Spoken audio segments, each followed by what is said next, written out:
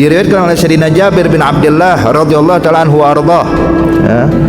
Itu kata Sayyidina Jabir bin Abdullah ketika perang Khandaq pada tahun 5 Hijriah, ya. Atau dikenal juga perang Ahzab, ya. Perang Khandaq bisa juga dibilang perang Ahzab. Dinamakan perang Khandaq sebab Nabi membuat parit. Khandaq itu parit sebagai pengganti benteng, yang mana kala itu Rasulullah mendapatkan kabar bahwasanya orang-orang Mekah mereka dengan sekutu-sekutunya bersatu untuk memerangi Rasulullah di kota Madinah Al-Munawwarah. Saat itu Nabi kumpulkan sahabat-sahabat, dan memang ini cirinya Rasulullah sallallahu alaihi wasallam. Jikalau ingin melakukan suatu perkara, maka Nabi tidak memutuskan secara langsung, tapi Nabi mengajak para sahabat untuk bermusyawarah. Nah, ini pelajaran buat kita hadirin, dinyatakan man syawar ma khab. Orang yang bermusyawarah enggak bakal rugi, enggak bakal celaka. Tapi orang yang mengambil keputusan sendiri tanpa musyawarah, biasanya dia akan melakukan kesalahan. Maka di situ Rasulullah pun, padahal kita tahu Nabi Muhammad yang paling cerdas, keputusan Rasulullah tentunya yang paling bagus, tapi Nabi tetap mengajarkan kepada kita kalau melakukan apa-apa harus bermusyawarah. Maka Nabi kumpulkan sahabat-sahabatnya. Ketika Nabi kumpulkan para sahabat-sahabatnya, Nabi tanya, bahwasanya saat ini orang-orang Mekah beserta sekutunya ingin menyerang kita. Apa pendapat kalian? Maka sahabat ada mengatakan, ya Rasulullah, kita sudah terlatih berperang, kita sudah terlatih berjihad, maka lebih baik kita biarkan saja mereka menyerang ke kota Madinah, dan kita adalah orang yang paling paham seluk-beluk kota Madinah, sehingga begitu mereka masuk ke dalam kota Madinah, kita bisa mengalahkannya dengan mudah ya Rasulullah. Inna ahlal Madinah adra biturugiha. Penghuni Madinah adalah orang yang paling paham lorong-lorong di kota Madinah atau seluk-beluknya. Sedangkan mereka orang asing. Begitu masuk ke kota Madinah, mereka bingung. Maka di situ kesempatan kita bisa mengalahkan mereka. Satu sahabat mengatakan, ya Rasulullah, ini ra'yi akhar. Saya punya pendapat yang berbeda ya Rasulullah. Dia bilang, kenapa? Nabi, kalau musuh itu masuk ke kota Madinah, sebagaimana yang disebutkan oleh sahabat kita ini, memang betul kita bisa mengalahkan mereka. Tapi jangan dilupakan ya Rasulullah, kalau musuh sudah masuk ke kota kita, terjadi peperangan di kota kita, maka yang terjadi adalah kerusakan. Bukan cuma menang, tapi kota kita juga bakal rusak. Alangkah baiknya, karena kita sudah terlatih, kenapa kita mundur? Kita samperin mereka ya Rasulullah. Kita berperang melawan mereka di luar kota Madinah Al-Munawwarah. Kita bisa menang, dan kota Madinah kita pun juga aman, tidak akan rusak.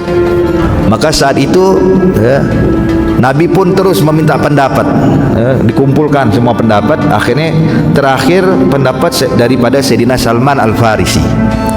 Dia bilang, ya Rasulullah, kata Sayyidina Salman, kami di Persia sana itu kalau musuh kami lebih banyak dan lebih kuat, senjata mereka lebih lengkap dari kita, dan kita tidak memiliki benteng, maka kami menggantikan benteng dengan parit. Jadi kalau pengen bangun benteng mungkin habis waktu, maka cukup kita buat parit ya Rasulullah sebagai pengganti benteng, sehingga musuh tidak bisa menyeberang. Kalau mereka pengen menyeberang, mereka harus turun dulu ke bawah. Kalau mereka turun ke bawah, maka kita bisa kalahkan mereka dari atas. Maka akhirnya yang diambil pendapatnya Salman Al-Farisi. Sebab kalau diukur-ukur saudara sekalian, memang yang paling aman ya cara Salman. Sebab kalau bentrok secara langsung mungkin bisa menang, tapi berapa korban maka berjatuhan. Tapi kalau dibuat parit, maka ini meminimalisir daripada korban jiwa. Maka diambil pendapat Salman. Ketika diambil pendapat Salman, hadirin, maka dibuatlah Nabi yang menggariskan, mengatur, buat parit dari sini sampai sini, lebarnya sekian. Itu kurang lebih lebarnya parit itu hampir kurang lebih 3,5 meter hadirin. Arti jarak dari tepi parit ke tepi parit berikutnya ini 3,5 meter. Jadi kalau orang pengen nyebrang, nggak mungkin lompat. Hatta dengan kuda, walaupun dengan kuda nggak mungkin bisa melompatinya. Maka membuat musuh akan berpikir panjang. Sedangkan dalamnya parit itu kurang lebih juga sekitar hampir 2 meteran. Jadi musuh kalau udah turun, naiknya sulit, arti bisa dikalahkan dengan mudah. Dibuat Nabi yang menggaris. digariskan nama Rasulullah, dan lebarnya seperti apa, maka mulai para sahabat-sahabat pun bergegas untuk menggali parit tersebut. Maka dinamakan Khandaq, perang Khandaq atau perang parit. Nama lainnya perang Ahzab. Kenapa dinamakan Ahzab? Ahzab ini jamak daripada hizib, kelompok. Ketika kelompok demi kelompok artinya bersekutu mereka orang-orang kafir, maka dinamakan Ahzab.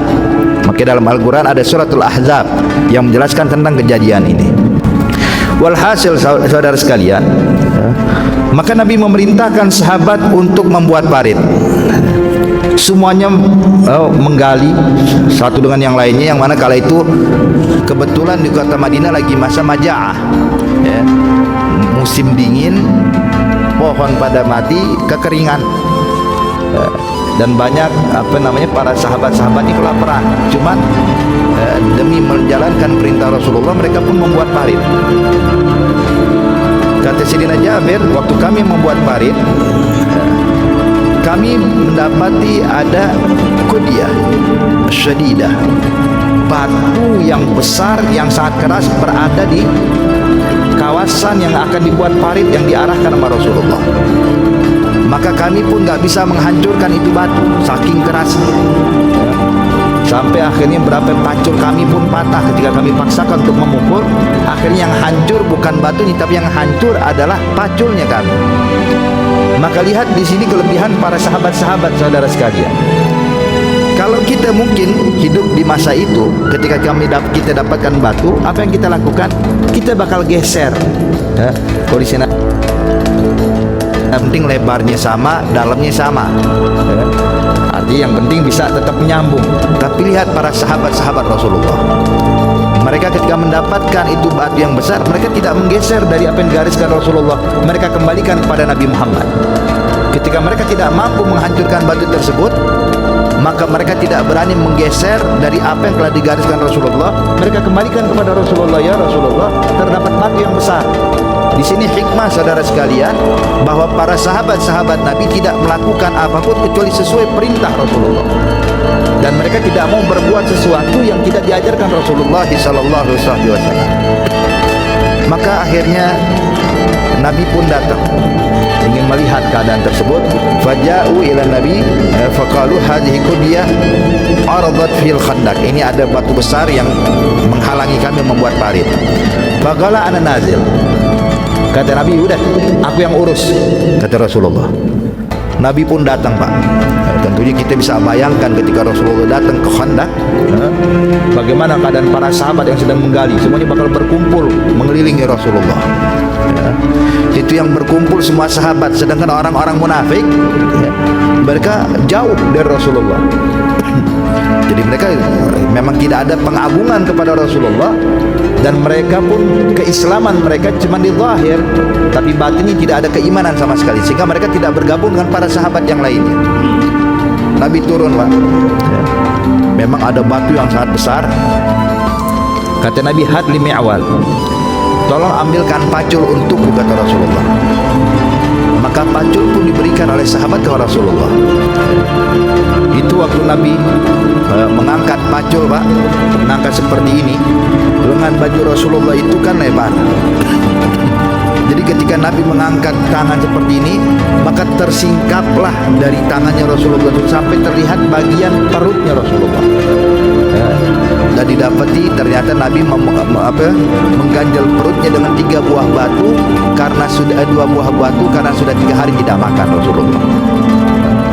Maka Nabi mengangkat tangannya seperti ini, hatta dalam riwayat yang lain, hatta ra'a ashabu Rasulullah bayadu ibtai, sampai para sahabat melihat putihnya ketiaknya Rasulullah. Artinya saking tingginya Nabi mengangkat tangan seperti itu. Kemudian Nabi pun mengucapkan takbir waktu memukulnya, Allahu Akbar, Allah Maha Besar, futihat lirruh, Romawi bakal tunduk di tangan kita, kata Rasulullah. Maka satu kali pukulan, hadirin, sepertiga dari batu yang besar tersebut langsung hancur menjadi debu. Semua sahabat yang di situ menyaksikan kejadian tersebut, sedangkan orang munafik tidak melihat kejadian itu. Orang munafik malah mengejek Rasulullah dari kejauhan. Lihat Muhammad, ini Muhammad sudah gila katanya, pengen menaklukkan Romawi, bangsa yang besar, Kita sekarang dihadapi sama orang Mekah dengan sekutunya aja, kita kebingungan sampai bikin parit. Jangankan menaklukkan Romawi, kita kalau pengen buang hajat takut sekarang. Kenapa? Takut bertemu dengan musuh. Kalau ini Muhammad sudah gila katanya. Mereka tidak melihat kejadian ini. Maka semua sahabat pun mengucapkan takbir, bergemuruh takbir di tepi Khandaq. Maka Nabi pun mengangkat lagi tangannya sambil mengucapkan takbir yang kedua dan mengatakan Allahu Akbar, futihat li Furs. Allah Maha Besar, Persia pun juga bakal tunduk di tangan kita.